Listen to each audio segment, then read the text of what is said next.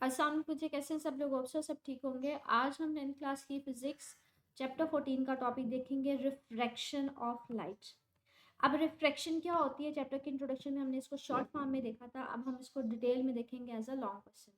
सबसे पहले तो कहते हैं refraction of light occur when light changes direction as it passes from one medium to another medium, के जब भी एक मीडियम से लाइक जो लाइट है जैसे हवा से पानी या ग्लास में जाएगी, मतलब एक मीडियम हवा से पानी में जा रही है या हवा से ग्लास में जा रही है, तो एक मीडियम से दूसरे मीडियम में जाती है तो अपनी डायरेक्शन, अपने पाथ की डायरेक्शन जो है वो थोड़ी सी चेंज कर लेती है। उसी को रिफ्रैक्शन बोल रहे होते हैं, ठीक है। लाइक ये देखिए यहाँ पे दिखाया भी हुआ है रिफ्लेक्शन के, हमारे पास ये एक बाउंड्री है, मतलब एक सरफेस है, मतलब हमारे पास क्या ऊपर, इससे ऊपर एयर है और नीचे इसके क्या है, वाटर है, सपोज करिए, ठीक है। तो यहाँ पे शो कर रहा है कि ऊपर मेरे पास रेयर मीडियम है और नीचे वाला डेंसर। डेंसर और रेयर मीडियम में फर्क क्या होता है बच्चे? बेसिकली ना, डेंसर उसको बोलते हैं जहाँ पे मॉलिक्यूल्स काफी ज्यादा आपस में ना क्लोज क्लोज होते हैं, पैक्ड होते हैं, काफी ज्यादा मॉलिक्यूल्स आपस में पास पास होते हैं।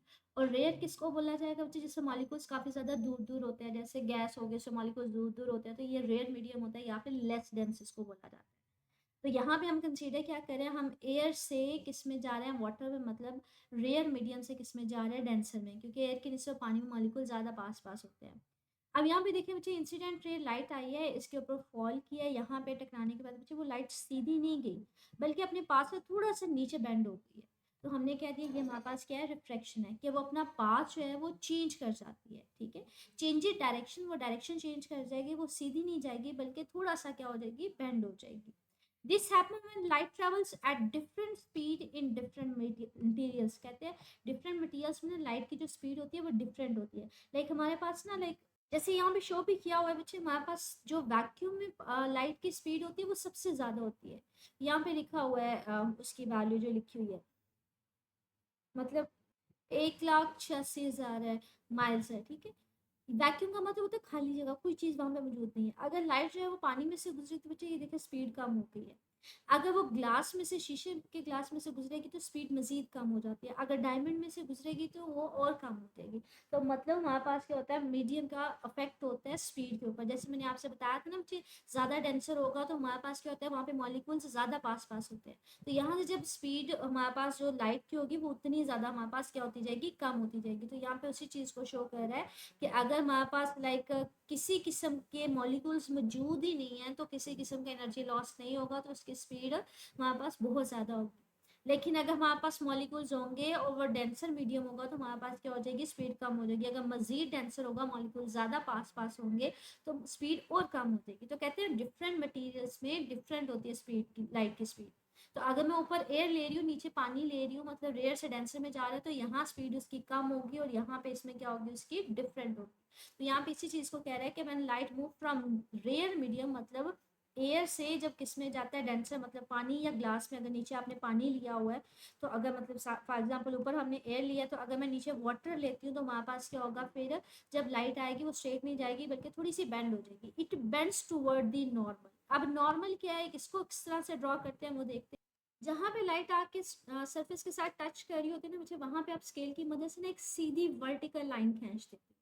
इसको नाम बोलते हैं, इसको हम लोग नॉर्मल बोलते हैं, ठीक है। अब यहाँ से जो इंसिडेंट लाइट आ रही होती है वो कहते हैं हमारे पास यहाँ पे जैसे वो नॉर्मल, यहाँ पे अगर हम ड्रॉ करेंगे, जैसे यहाँ पे टच करेंगे वहां पर हम सीधी एक वर्टिकल लाइन ड्रॉ करेंगे, उसको नॉर्मल बोलते हैं। अब नॉर्मल से लेके यहाँ तक का जो एंगल होता है उसको एंगल ऑफ इंसिडेंस बोलते हैं। और जहां पे हमारे पास जो लाइट रिफ्लेक्टेड है, यहाँ से लेके नॉर्मल तक का जो एंगल होता है वो एंगल ऑफ रिफ्रैक्शन होता है। तो कहते हैं हमारे पास क्या होगा, जब भी एक मीडियम से दूसरे मीडियम में लाइट एंटर होगी तो वो हमारे पास थोड़ी सी बेंड हो जाएगी अपने ओरिजिनल पाथ से। पाथ तो उसका ये होना चाहिए था, लेकिन वो थोड़ी सी ना बेंड हो जाती है। किसकी तरफ बेंड हो जाती है, टूवर्ड्स दी नॉर्मल, नॉर्मल की तरफ हो जाती है। When it moves from denser to rare medium, ये हमारे पास था कि जब वो किससे जा रही थी, रेयर से डेंसर मीडियम में जा रही थी। हमने कहा कि वो नॉर्मल की तरफ थोड़ी सी ना जो वो बेंड हो जाती है। कहते हैं अगर इसका उल्टा हो, मतलब वो डेंसर से रेयर मीडियम में जा रही हो, तो फिर क्या होगा, it bends away from the normal. फिर वो इस तरफ बेंड नहीं होगी, इसका रीजनल पाथ भी होगा तो वो बेंड क्या होगी, वो नॉर्मल से अवे होगी, मतलब वो थोड़ा इस तरफ बेंड हो जाएगी। अगर सपोज करें कि मैं पानी से उसको बाहर लेके जा रही हूँ तो हमारे पास वो नॉर्मल से अवे बेंड होती है, ठीक है, उसकी तरफ ना हो। कहते हैं अब ये कितना बेंड होगी, द अमाउंट ऑफ बेंडिंग, कि अगर वो नॉर्मल की तरफ बेंड हो रही है जब वो एयर से वाटर में जा रही है, अब कितना बेंड होगी। कहते हैं इसका जो डिपेंडेंस है वो हमारे पास किसके ऊपर है, refractive index of the medium के ऊपर।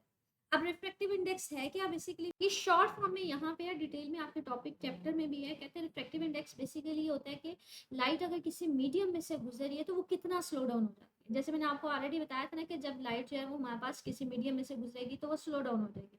जैसे मैंने कहा था वैक्यूम में उसकी स्पीड बहुत ज़्यादा होती है, पानी में से गुजरेगी स्पीड कम हो जाएगी, ग्लास में से गुजरेगी थोड़ी और कम हो जाएगी। तो बेसिकली जो रिफ्रैक्टिव इंडेक्स होता है वो मेजर होता है इस चीज़ का कि अगर लाइट की स्पीड किसी मीडियम में से अगर वो गुजर रहा है तो वो कितना स्लो डाउन हो जाएगी। रिफ्रैक्टिव इंडेक्स को बच्चे एन से लिखा जाता है। ये रेशियो होता है speed of light in vacuum, मतलब वैक्यूम के साथ ना कंपैरिजन किया जाता है, divided by speed of light in medium. मतलब हमारे पास होता है ना बच्चे ये वाली अगर वैल्यू देखी जाए तो स्पीड ऑफ लाइट जो होती है ना वैक्यूम में फिक्स होती है, ठीक है। लेकिन उसके कंपैरिजन में देखते हैं कि स्पीड ऑफ लाइट वैक्यूम में क्या थी, अगर वैक्यूम में ये थी तो अगर मैंने उसको मीडियम में से गुजारा तो कितनी कम हुई है, ग्लास में से गुजारा तो कितनी कम हुई है, वाटर में से गुजारा तो कितनी कम हुई है, डायमंड। तो हर मीडियम का रिफ्रैक्टिव इंडेक्स जो होता है वो डिफरेंट होता है, क्योंकि वाटर में स्पीड ऑफ लाइट डिफरेंट होगी, ग्लास में डिफरेंट होगी, डायमंड में डिफरेंट होगी। तो इस हिसाब से हम कहते हैं हर एक के लिए जो रिफ्रैक्टिव इंडेक्स होगा वो डिफरेंट होगा। मतलब सी जो है वैक्यूम वाला वो तो हमारे पास सेम होगा सबके लिए। स्पीड ऑफ लाइट जो वैक्यूम में होती है ना वो 3 × 10⁸ मीटर पर सेकेंड होती है। लेकिन जो हमारे पास मीडियम के हिसाब से चेंज हो जाएगा, पानी में कुछ स्पीड होगी, डायमंड में कुछ होगी, तो हर मीडियम का अपना रिफ्रैक्टिव इंडेक्स होता है। तो कहते हैं कितना हमारे पास उसकी बेंडिंग कितनी होगी नॉर्मल की तरफ, वो डिपेंड करेगा कि हर मीडियम का रिफ्रैक्टिव इंडेक्स कितना है। कहते हैं रिफ्रैक्शन एक्सप्लेन एवरीडे फिनोमिना। कहते हैं ये जो रिफ्रैक्शन का फिनोमिना के जो थोड़ी सी बेंड हो रही है यह कहाँ पे हम देखते हैं। कहते हैं हम लोग इसको डेली लाइफ में भी देख सकते हैं। जैसे अगर एक पेंसिल है, अगर मैं उसको पानी में डुबोऊं तो आप देखेंगे कि जो पेंसिल है वो थोड़ी सी बेंड होती नजर आएगी। जैसे लाइक अगर मैं आपको दिखाऊं भी तो ये जैसे ये देखें, ये अक्सर हम लोग देख रहे हैं तो हमारे पास ये पेंसिल है तो ये आपको इसका इमेज यहाँ पे क्लियर नहीं नजर आएगा, बल्कि थोड़ी सी उसकी जो है ना जगह थोड़ी सी चेंज होती हुई नजर आएगी। या फिर आप यहाँ पे ये देखेंगे आपको स्ट्रेट इस तरह से पेंसिल नजर नहीं आएगी, बल्कि आपको उसका जो इमेज है वो थोड़ा सा ब्लर होता, मतलब थोड़ा सा बेंड होता हुआ नजर आएगा, स्ट्रेट नजर नहीं आती। तो कहते हैं ये daily life example. The working of lenses in glasses, जो हमारे पास हम लोग ग्लासेस यूज कर रहे होते हैं उसमें भी ये मतलब रिफ्लेक्शन का फिनोमेना होता है, कैमरास में भी होता है, या फिर जो रेनबो हमारे पास बन रही होती है उसमें भी रिफ्लेक्शन हो रही होती है। अक्सर आपने देखा होता है रेनबो बनती कैसे है कि जब बारिश होने के फौरन बाद ना धूप निकल आती है, बारिश होगी तो पीछे हवा में पानी के ना ड्रॉप्स मौजूद होते हैं। तो जो सन से लाइट आती है, यूजुअली हम कहते हैं सन लाइट होती है, जो व्हाइट लाइट होती है वो ना 7 कलर का कॉम्बिनेशन होती है। जब यहाँ पे एयर है, एयर में जैसे वो पानी के बबल के साथ टकराती है तो वो एक मीडियम से दूसरे मीडियम में एंटर होती है। तो वो जो 7 कलर्स होते हैं वाइट कलर के, वो हमारे पास अपने डिफरेंट कलर्स में ना हमारे पास स्प्लिट होके वो बेंड हो जाते हैं। मैंने आपको बताया था कि लाइट जो होती है जब एक मीडियम से दूसरे मीडियम में जाती है तो वो थोड़ी सी बेंड हो जाती है। तो ये स्ट्रेट आ रही होती है लेकिन ये थोड़ी सी बेंड हो जाती है, अपने डिफरेंट कलर्स में डिस्पर्स हो जाती है। तो हम कहते हैं यहाँ पे क्या फिनोमिना होता है, रिफ्रैक्शन का फिनोमिना होता है, जिसकी वजह से हमें रेनबो जो आसमान पे कलर्स नजर आते हैं। ठीक है, तो ये डिटेल है हमारे पास रिफ्रैक्शन ऑफ लाइट होती क्या है, कि बेसिकली बेंडिंग ऑफ लाइट है जब भी लाइट जो है एक मीडियम से दूसरे मीडियम में जाएगी। इसका कितनी हमारे पास कब टुवर्ड्स दी नॉर्मल होगी, कब अवे फ्रॉम दी नॉर्मल होगी, ये दूसरी बात है। तीसरी बात की बेंडिंग कितनी होगी, ये हमारे पास डिपेंड करेगा रिफ्रैक्टिव इंडेक्स के ऊपर। चौथी बात की इसको हम लोग देख कहाँ कहाँ सकते हैं, ये उसके एप्लीकेशन में। तो ये डिफरेंट छोटे छोटे टॉपिक्स को मिला के बनाया हुआ। लॉज ऑफ रिफ्रैक्शन है क्या, कि हमारे पास जैसे हमने लॉज ऑफ रिफ्लेक्शन पढ़े थे, जैसे बिल्कुल लॉज ऑफ रिफ्रैक्शन है। कहते हैं depending of light during refraction, हमारे पास उसमें दो जो प्रिंसिपल जो हैं, दो लॉज जो हैं वो फॉलो हो रहे होते हैं। पहले लॉ क्या है, कहते हैं the incidentally refracted light and the normal are at a point where light in enters a small medium a new medium sorry are lie in the same plane. कहते हैं वो हमारे पास जहाँ पे हमारे पास इंसिडेंट लाइट आके फॉल कर रही होती है और जहाँ पे रिफ्लेक्ट होगी, और जो नॉर्मल होते हैं वो एक ही प्लेन एक ही सरफेस के ऊपर तीनों पॉइंट जो होते हैं वो मिल रहे होते हैं।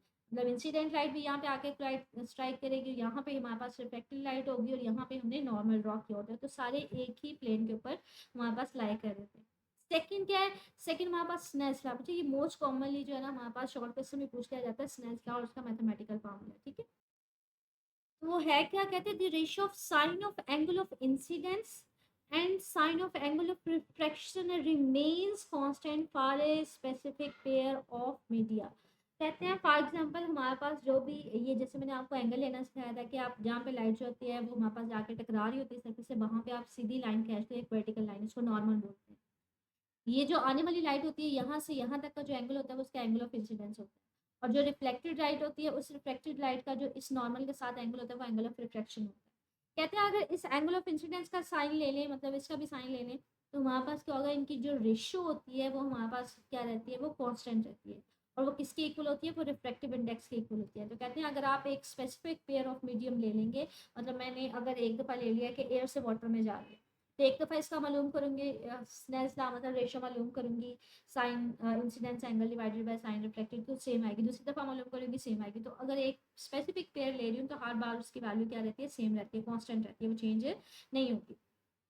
And is the refractive index of the second medium relative to the first medium, मतलब ये हमारे पास ये है ना, रेशियो है ना हमारे पास, इंसिडेंट ओवर रिफ्लेक्टेड, मतलब एक मीडियम से दूसरे मीडियम। तो कहते हैं ये हमारे पास बेसिकली बता रहा होता है कि सेकंड मीडियम से फर्स्ट मीडियम की तरफ जो फर्स्ट मीडियम के हिसाब से कितना चेंज आ रहा है। तो रिफ्लेक्टिव इंडेक्स होता है कि सेकंड मीडियम में अगर जा रहा है तो वो कितना चेंज आ रहा है as compare to relative to first medium. ठीक है, कहते हैं reflective indicates how much light bends when entering a different medium. वही मैंने आपको अगेन बता दिया, जैसे हमने ये कहा था ना कि हमारे पास ये डिपेंड, बेंडिंग कितनी होगी, वो डिपेंडेंस होगी रिफ्लेक्टिव इंडेक्स के ऊपर। तो यहाँ पे अगेन वही बात कर रहा है कि रिफ्लेक्टिव इंडेक्स हमें बताएगा कि कितनी बेंड करेगी वो लाइट। ठीक है, तो ये दो रूल्स है। आगे कहते हैं speed of light in a medium. Again जो हमने बात की थी ना उसी चीज को एक्सप्लेन कर रहा है। कहते हैं जो हमारे पास स्पीड ऑफ लाइट होती है ना वो मीडियम के ऊपर डिपेंड करती है जिसके में से ट्रैवल करती है। कहते हैं जब लाइट वैक्यूम में से, वैक्यूम का मतलब होता है खाली जगह जहाँ पे कुछ भी नहीं है, तो कहते हैं जो इसकी स्पीड होती है वो 3 × 10⁸ मीटर पर सेकंड होती है। ये मोस्ट कॉमनली बच्चे एमसीक्यूज में आ जाता है कि वैक्यूम में स्पीड ऑफ लाइट होती है कितनी है, 3 × 10⁸मीटर पर सेकंड। कहते हैं ये कांस्टेंट वैल्यू है, फिक्स वैल्यू। ठीक है, इतनी स्पीड के साथ वो जो है ना वैक्यूम में से लाइट ट्रैवल करती है। लेकिन अगर किसी मीडियम में से गुजरेगी, जैसे एयर हो गया, वाटर हो गया, ग्लास हो गया, तो हमारे पास क्या होगा, ये पार्टिकल्स के साथ कोलाइड भी तो करेगी, टकराएगी भी तो। तो ये जो स्पीड है ये स्लोड हो जाती है, लाइट जो है ना उसकी स्पीड कम हो जाती है। क्यों? क्योंकि वो मीडियम के पार्टिकल्स के साथ कोलाइड कर रहे होते हैं। जैसे मैंने आपको दिखाया भी था कि जैसे जैसे मीडियम चेंज होगा स्पीड ऑफ लाइट जो है वो कम होना शुरू हो जाएगी। पानी के मॉलिक्यूल्स आपस में पास पास होते हैं तो स्पीड कम हो जाएगी। ग्लास में तो ये एक सॉलिड है, इसमें तो मजीद पास पास होंगे तो स्पीड और कम हो जाएगी। तो हमारे पास स्पीड जो है वो चेंज होती रहती है। ठीक है, this change in speed is measure using the refractive index which is the ratio. कहते हैं इसको हम लोग रिफ्रैक्टिव इंडेक्स के जरिए भी मालूम कर सकते हैं। ये बेसिकली रेशियो होती है किसकी, speed of light in vacuum to speed of light in medium. ये ऑलरेडी मैंने आपको इंडिकेट करवा दिया कि यहाँ से हम लोग इसको फाइंड आउट करते हैं। स्पीड ऑफ लाइट जो होती है हमारे पास वैक्यूम में वो तो फिक्स है, 3 × 10⁸मीटर पर सेकेंड। स्पीड ऑफ लाइट जो है ना ये मीडियम की है। अगर मुझे इसका पता है तो हम रिफ्लेक्टिव इंडेक्स को मालूम कर सकते हैं। तो यहाँ पे इसी चीज को कह रहा है, ये रेशियो होती है। The variation in the speed of light when it moves between different materials it cause refraction are the bending of light. कहते हैं बेसिकली ये बेंडिंग हो क्यों रही होती है कि एक मीडियम में लाइट की स्पीड डिफरेंट होती है, जब दूसरे मीडियम में एंटर होती है तो लाइट की स्पीड डिफरेंट हो जाती है, उसकी वजह से वो लाइट जो है वो थोड़ी सी बेंड हो जाएगी। तो ये हमारे पास आ जाती है कि स्पीड ऑफ लाइट किस तरह से मीडियम में चेंज होती है। जो बेसिकली चेंज हो रही होती है वैक्यूम में इतनी होती है, लेकिन जैसे जैसे आप मीडियम लेते हैं उसमें पार्टिकल्स के साथ टकराने की वजह से, इंट्रैक्शन की वजह से जो स्पीड है वो कम होती जाती है। ठीक है, और आगे बता रहे हैं कि हमारे पास जो रिफ्रैक्शन होती है क्यों है, ये बेसिकली क्या होती है, स्पीड ऑफ लाइट जो होती है वो डिफरेंट होती है डिफरेंट मीडियम, उसकी वजह से अकर कर रही होती है। तो ये इसके अंदर शॉर्ट क्वेश्चन बन सकते हैं, एमसीक्यूज बन सकते हैं, जैसे what is the speed of light in vacuum, what is the effect of medium on the speed of light, और what is the cause of the refraction या वाई रिफ्रैक्शन अकर। ये डिफरेंट इसमें से short question बन सकते हैं। अब refractive index है क्या, जो ऑलरेडी मैं आपको बता चुकी हूँ, वो उसी चीज़ को अगेन बता रहा है कि रिफ्रैक्टिव इंडेक्स होता है वो मेजर होता है how much speed of light changes when it enters through that medium. कि अगर एक मीडियम से दूसरे मीडियम में हमारे पास लाइट एंटर हो रही है तो उस मीडियम का क्या इफेक्ट आता है लाइट की स्पीड के ऊपर। बेसिकली होता है हमारे पास जब उस मीडियम में जाएगी तो उस लाइट की स्पीड कितनी चेंज होगी, वो उस चीज़ को बता रहा होता है रिफ्रैक्टिव इंडेक्स। तो ये रेशियो है हमारे पास speed of light in vacuum to speed of light in medium.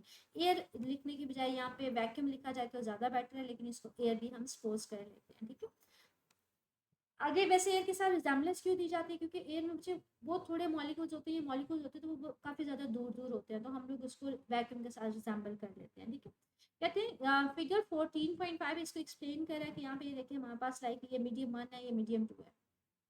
तो हमारे पास अगर हमारे पास फॉर एग्जांपल यहाँ पे जो लाइट है लाइक यहाँ पे जो एंटर हो रही है एक मीडियम से दूसरे मीडियम में, तो लाइट को तो स्ट्रेट जाना चाहिए, लेकिन ये स्ट्रेट नहीं जा रही बल्कि थोड़ी सी बेंड हो रही है। तो यहाँ पे वो बता रहा है कि यहाँ पे रिफ्रैक्शन अकर कर रही है। क्यों? क्योंकि अगर ये मेरे पास कोई मीडियम है तो हमारे पास क्या होगा इसमें लाइक, अब अगर मैं इसको वाटर ले लेती हूँ नीचे वाले को और ऊपर वाले को अगर मैं सपोज करें एयर ले लेती हूँ, तो हमारे पास क्या है, एक हमारे पास डेंसर मीडियम से रेयर मीडियम में जा रहा है। तो हमने कहा था कि डेंसर से रेयर में जाता है तो नॉर्मल से अवे जाएगा। ठीक है, तो अब ये देखिए इसको स्ट्रेट ये जाना चाहिए था, लेकिन ये स्ट्रेट नहीं जाता बल्कि थोड़ा सा बेंड हो गया है, नॉर्मल से अवे चला।